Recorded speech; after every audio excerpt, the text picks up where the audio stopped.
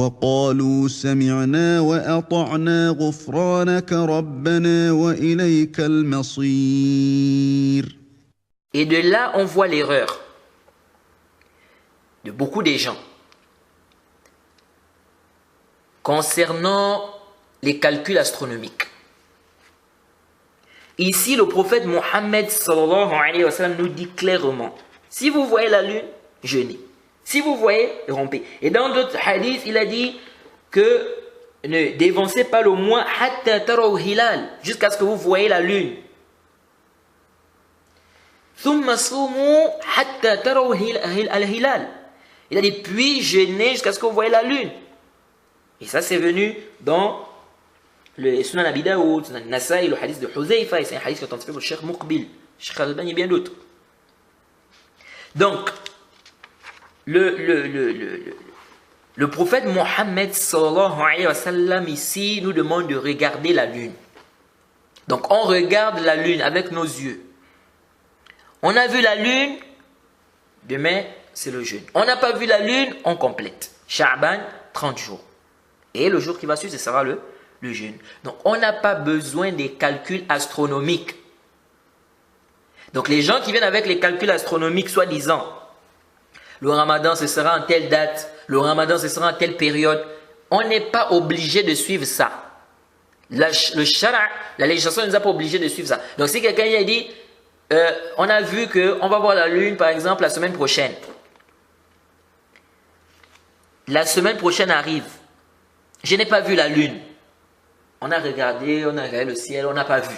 Je suis obligé de travailler avec l'information, n'est-ce pas, donnée par ceux-là qui font les calculs astronomiques. Je ne suis pas obligé de travailler avec. Parce que la législation ne m'a pas obligé de travailler avec ça. La législation m'a obligé de regarder.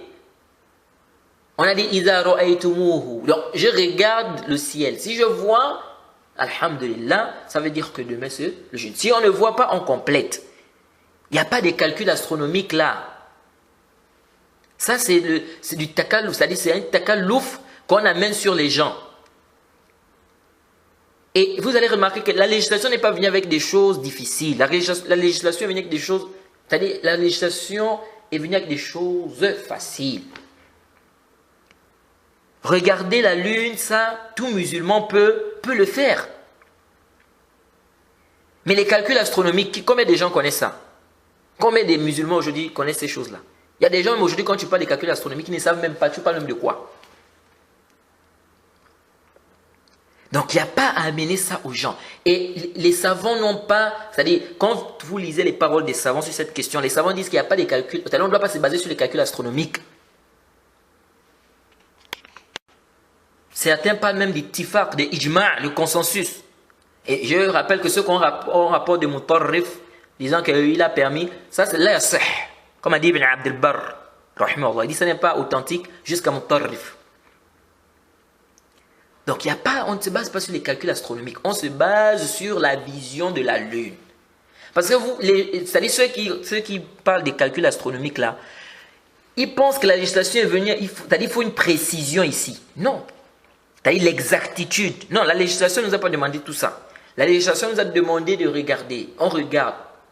Si on voit la lune, alhamdoulilah. Si on ne le voit pas, on complète. Fin. Même si en réalité la lune est là.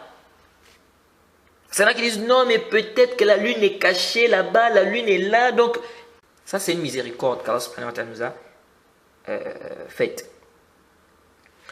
C'est-à-dire que si on ne voit pas, on complète. Si on voit, on jeûne. Donc l'entrée du mois de Ramadan, ce n'est pas un problème de la lune et forcément là oui ou non. Non, c'est un problème de vision. On a vu, on n'a pas vu. On a vu, on n'a pas vu. Donc on n'a pas besoin ici de se torturer. On n'a pas besoin de se torturer les frères. Donc il n'y a pas de calcul astronomique à faire.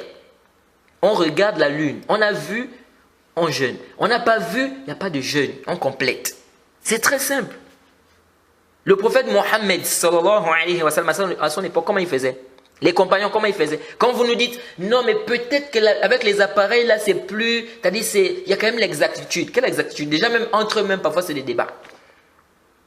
Tu nous dis non mais avec ça au moins il y a l'exactitude. Parce qu'il se peut que la lune soit là mais nous on n'a pas vu. Mais au temps du prophète, Au temps du prophète aussi, c'est-à-dire comment le prophète Mohammed sallam faisait. C'était pas aussi possible au temps du prophète, c'est-à-dire regarder le ciel, il ne voyait pas la lune, et en réalité la lune était quelque part, mais qui s'était cachée. C'est le prophète qui dit donc si on n'arrive pas à voir, si c'est couvert, le ciel est couvert avec les nuages, etc., vraiment, ça couvre, on n'arrive pas à voir, on a demandé de compléter, on complète. Et l'ishkal, où est le problème? Donc il n'y a pas de calcul astronomique ici à faire. ربنا ولا تحملنا ما لا طاقة لنا به واعف عنا واغفر لنا وارحمنا